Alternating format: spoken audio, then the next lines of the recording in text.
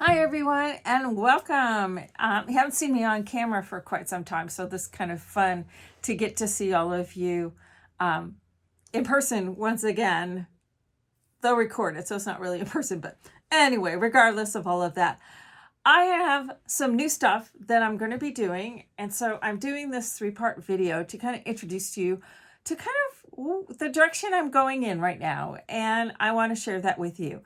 I've kind of gone back and forth a few times as to whether I wanted to do all of this as part of a extended course, but those haven't really worked out great for me. And then I've also thought about doing it on like a Patreon or a subscription, but again, not really my cup of tea. So what I've really decided to do is to do this new things that I've got coming up here on YouTube. It's kind of where I started, so it makes the most sense for me to kind of go back to something that's familiar. And it's also a case of really deep down inside of me, I'm more about the sharing than turning it into some sort of money-making thing. So I'm just going to make this all free and available to everybody here on YouTube just because that feels the best to me. Those of you who've been around for a while know that I've always had my videos from both my video, just straight to video, or my lives. I've made them available for free here on YouTube. And all the ones that I did when we were doing lives on live stream, those are all over on my website. So I have a terabyte on my website, probably close to that many here on YouTube, all free. So I'm just going to stick with what has worked for me. And so that's where we're going to be going moving forward. One big thing, big ask for you, because, back in the old days of YouTube, when I first started back in 2009, YouTube was still young then. Things were a little bit different. Well, nowadays I got to play into the whole, how it all works with the algorithm and all that kind of stuff. So make sure that you subscribe. And if you think you're subscribed, check and make sure you're still subscribed, because there are times where people get unsubscribed unintentionally. And then if you want to be notified when I put up a new video, you have to hit the bell icon. See, I'm learning new things too. So make sure you hit that notification icon as well as like and subscribe, so to make sure that you get to see all these videos that I am moving forward with and coming up with doing. So just a little bit of history. Like I said, I started doing YouTube videos back in 2009, and that's when I started doing paper crafts. For the 2 decades prior to that, fabric and textiles had been my primary medium. I came out of quilting into the paper crafting. I used to call my tutorials, my paper craft tutorials, patterns, that sort of thing. As far back as high school, I used to paint on t-shirts and did silk screening and that sort of thing. Then as I moved into college, that's when I made my first 2 quilts, was as part of a sculpture program. And I was doing these massive, almost architectural type fiber and fabric type sculptures while I was in school still up in Alaska. Then when I went down to California College of Arts and Crafts in the Bay Area, where I got my degree in interior design, but my minor was in textiles and fibers. So I learned all about dyes and that sort of thing while I was in college. And then into the 90s, I started doing quilts and designing bags, and that launched into a business with my patterns and stuff. But I'd always had 2 sides of me. When it came to quilting, I had my commercial quilts, which were the ones I wrote patterns for and I taught and that sort of thing, along with my bags. And on the other hand, I had my art quilts, which were, now with reflection, were pretty much a lot of mixed media type things and that sort. And then in 2009, when my son was diagnosed, I had to step away from my quilting. And because I don't really do things part way, when I stepped away, I stepped away. And that's after 6 months of that, that's when I got started in paper crafts, because I was going a little bit batty. It was also a time social media was really starting to come into play, which hadn't been available to me when I was quilting. It didn't exist yet. So I kind of fell into starting to do videos, and if you were around, and then from there, it just evolved into a business that I didn't plan on, didn't expect. And then when my son started playing hockey in 2016, 2017, I had to step business way back because that was the one place he felt really positive about himself. And I had to drop everything because I had to encourage that. As a parent, you know how that all works. So I had to back business down during that. So Trevor ended up playing hockey down in Arizona, and then in New Hampshire, I was gone a lot. And then once hockey ended and he came home and he was in an apartment, had a job, things were going good, and I could finally breathe. And I unpacked the 10 prior years of dealing with a kid with neurodiversion, as you might want to call it. I had that all unpacked, and I was, working on myself, and I was kind of in a bit of a creative burnout and just trying to get that all come together. Then boom, we get into a pandemic. So it's taken a bit longer to crawl out of that creative hole and kind of put the pieces of me back together. But I feel like I've kind of reached that point, but I'm not ready to go back to what I was doing exactly before. Doesn't mean anything that's incomplete will not get completed. It just means as I move forward, I'm going to do a slight pivot because the 3D projects, while I love doing them, and I may still do some, but I'm just not going to be doing those as that is my primary subject. The same with doing books. I love making books. When I first started in paper crafts, a lot of people were still doing the 12 by 12 layouts, but everything evolves. And the mini albums were popular, and that's kind of where I came in, and I started doing mini albums, and it became a big thing. I like to think that I at least had some part in all of that because I just love figuring out pages and bindings and, engineering all of that stuff. But then as that started to cycle out and we moved into art journaling, well, I enjoyed it. I mean, I remember art journaling way back when I was in college and stuff, but the new craze of it, which has kind of taken over the paper crafting industry, it's just not as satisfying to me as some of the other stuff that I did. And while I do enjoy doing it on occasion, it's not something I want to do absolutely every single day. So in the last, I would say 16 months, I've kind of been, if those of you who follow me on Instagram, it's more on Instagram that you might see it than on other social medias.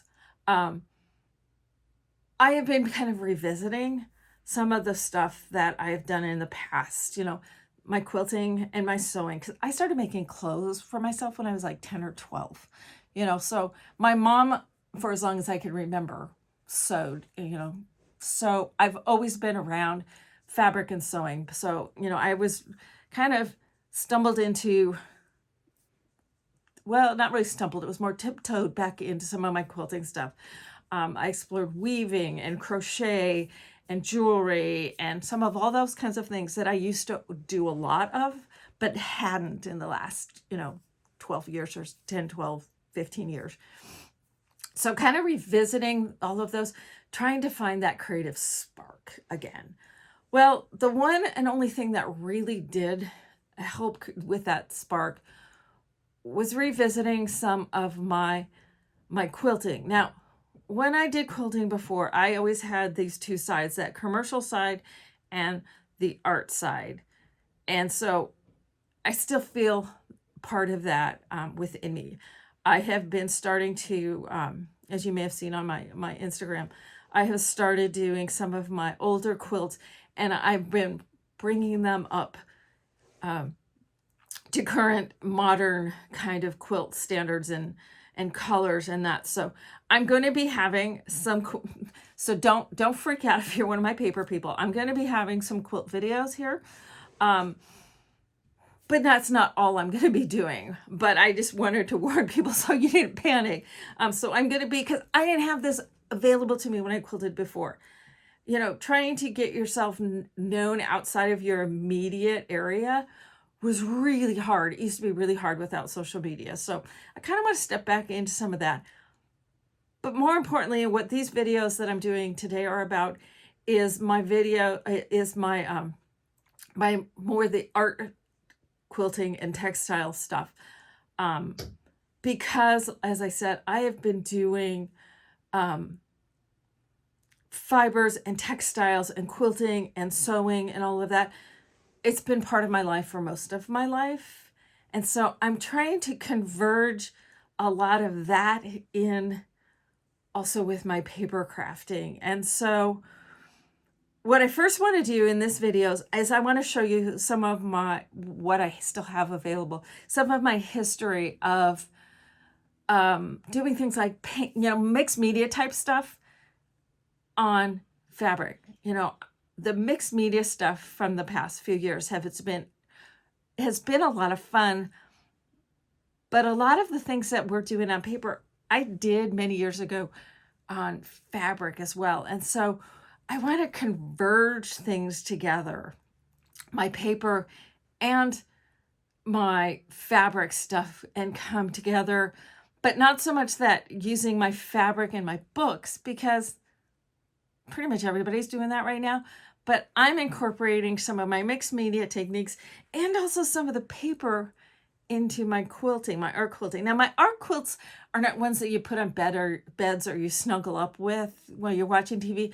My art quilts are more pieces that are actually hung on the walls and aren't necessarily washed and that kind of thing. They're not taking the abuse of a regular quilt. So just think about that when I talk about, I'm going to incorporate papers in my quilts.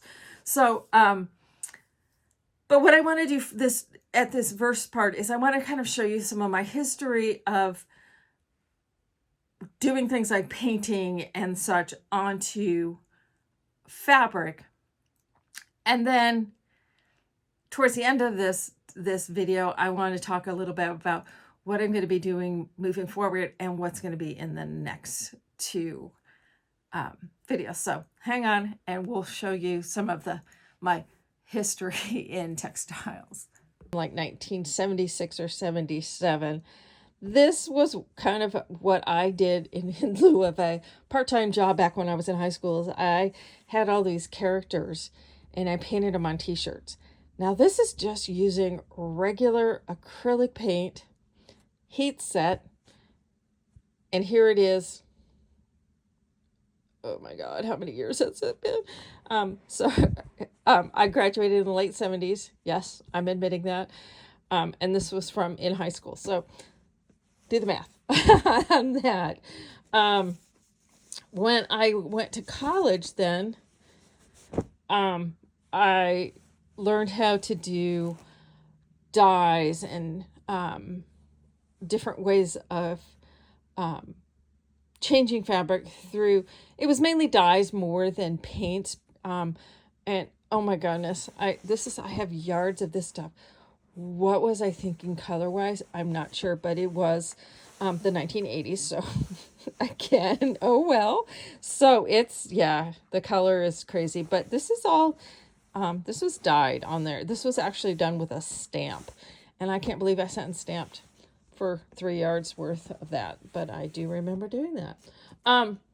Actually, the vast majority of my stuff from history, historically, is unfortunately on documentation like this. I was not very good at documenting a lot of my stuff back in those days because I didn't do much with a camera. But when I did start documenting, I was very careful about it. But of course, now you can't read my documentation. So anyway, that's so I do have stuff. I just can't show it to you. As I moved more into my quilting stuff, here's a quilt that has stencils. I created stencils that I used on this, and then it's painted with a kind of metallic paint. So blocks, some of the blocks in here are with paint. And again, it's an acrylic type paint. If it's heat set, works great. Now these are all done with paint. You can create, and this was a black and white fabric, and then I did some paint on it. It's not dyed. This is done with paints, as with this. And again, these are all things that were done with paint. See, that was my maiden name. And so you can have things where you don't have to know how to do dyes. You can just do everything with paints, and that's some of the stuff I would love to be showing you. So there's one other one in here. This is an old piece. God, this is from forever ago, and this has it's got stamped, so you can stamp on fabrics. This one's from just about a year and a half ago, where I painted and stenciled on some fabric. This I actually have a YouTube video where I took my Neocolor crayons, and on a black and white print, I have used my Neocolor crayons to essentially color the fabric. And there's a YouTube video of this. When I was doing my bags and such, here's an old bag from, this is probably sometime in the 90s, where some stenciling is done on it.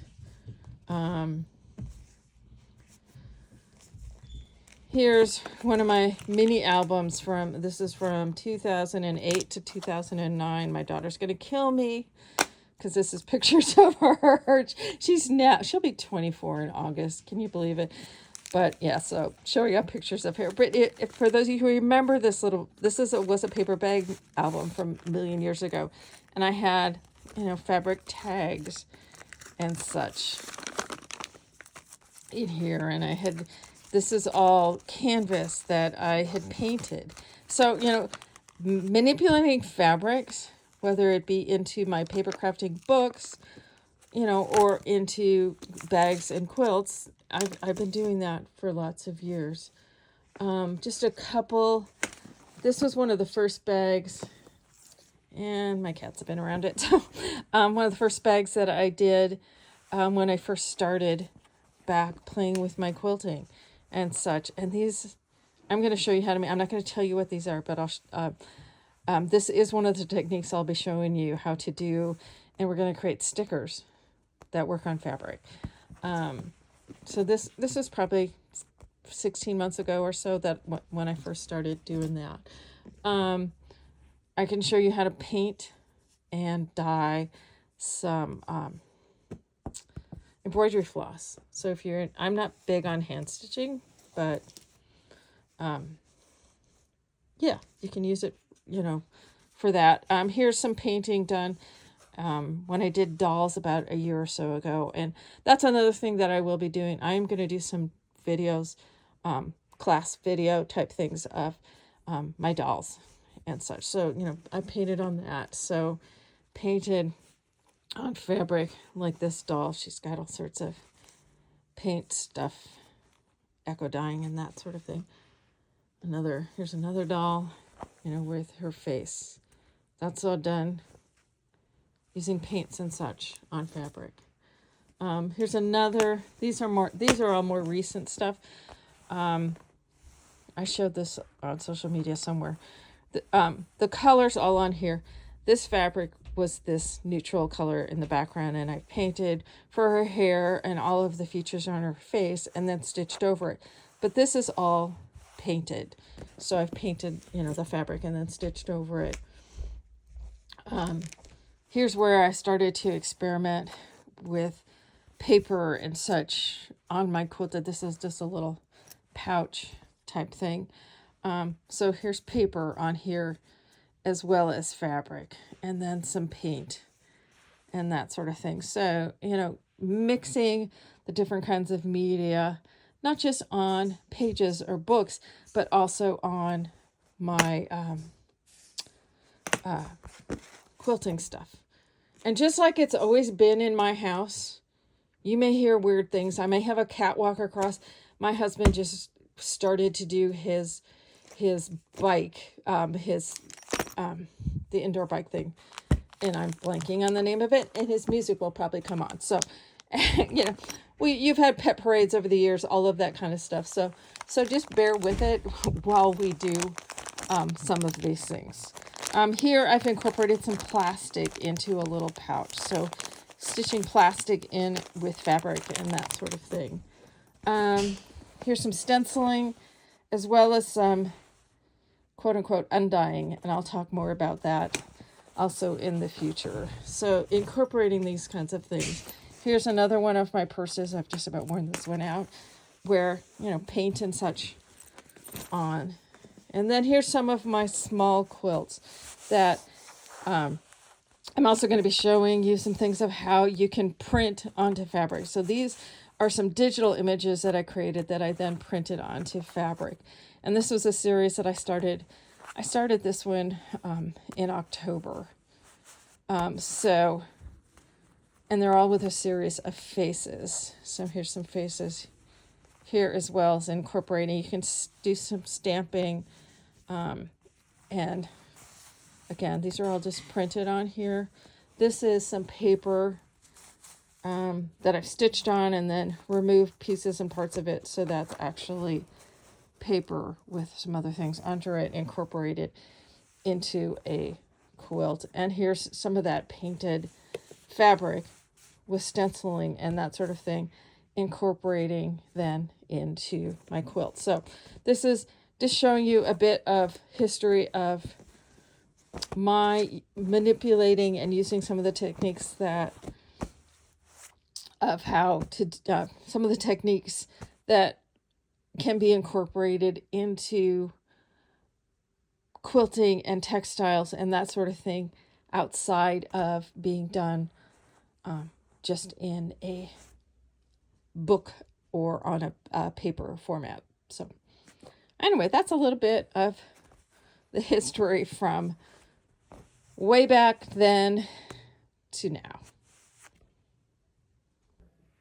All right, now that I've shown you a little bit about what I've done in textiles since high school, I can't believe I still have a teacher from high school, and that I actually used to be able to fit into that. I actually have a picture of me in that t-shirt.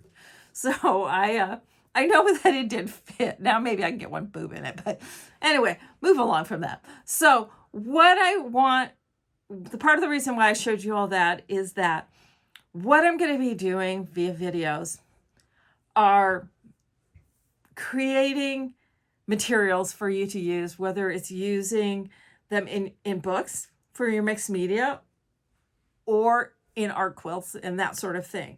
And what I'm probably going to post them on Fridays, but not necessarily always on Fridays and not necessarily every Friday. But what I'm thinking of calling it is Fabric Fodder Fridays. I can't even say it correctly. Say it fast. Fabric Fodder Fridays. You know, collage fodder and that sort of thing has become a popular type of thing. But I'm going to be doing fabric fodder. So I'm going to be showing you different techniques. I have a list of about 60 of them, but different techniques of how you can paint, print, all sorts of things to fabrics and textiles and fibers. And also within that, I'm also how you can incorporate paper, as I showed you a couple of those, how you can incorporate paper and other materials into quilts. It doesn't always have to be fabric. And there's ways to embellish and transform and change and manipulate fabrics and textiles to use them in different ways. So, like I said, I have a list of about 60. So this could take a while to get through all of these, but I'm super stoked about this. I'm really excited. This is the first thing I've been excited about for years. So hopefully you'll follow me along on this journey. Again, like I said earlier in the video, in order to make sure that you are getting notified when these videos get posted. So make sure you hit the like, check and make sure you're still subscribed if you have been, or if you haven't, please make sure to just subscribe. And also hit the bell icon so that you will receive notifications when I post a new video. And I'm gonna do my best to make this as regular as possible, but I'm not guaranteeing it's gonna be every Friday, and I'm not guaranteeing it's gonna be Friday. Some days we'll have Textile Tuesdays, you know, that sort of thing. But I do want to share these, and that's why I'm doing it here on YouTube, rather than putting it behind some sort of monetized wall that you have to climb over. I want these to be free and available. If you want, I do have a donate button over on my website if you feel inclined to help out with the costs of putting together these videos, because it costs some money for these materials and all that kind of thing. And my husband's retired now, so we're on a much more limited budget, but don't feel any obligation, but I won't turn it down. But what we have coming up here in the next two videos, the first video, it's going to be just kind of a general overview of some of the paints, inks, mediums, and materials and that sort of thing that we will be using to modify our fabrics. And then the next video after that will be talking about fabrics and preparation for and what kind of substrates, not just fabric, but what kind of substrates that we'll be kind of playing with.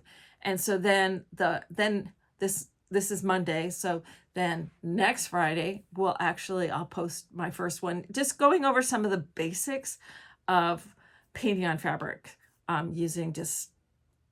we'll start out with acrylics, but I mean, the sky's the limit as to what we can do with this. And that's what's so exciting about this, is because there's 1,000,002 options.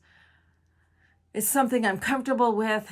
As I showed you, I've been doing this sort of thing for many, many years. And also in the past few years, with so much mixed media stuff becoming so popular and new products coming out and all of this, it's pretty cool to be crafting in this day and age with all of the stuff that's actually out there and available for us to use. So I'm super excited, and I hope you are too. So thanks a bunch.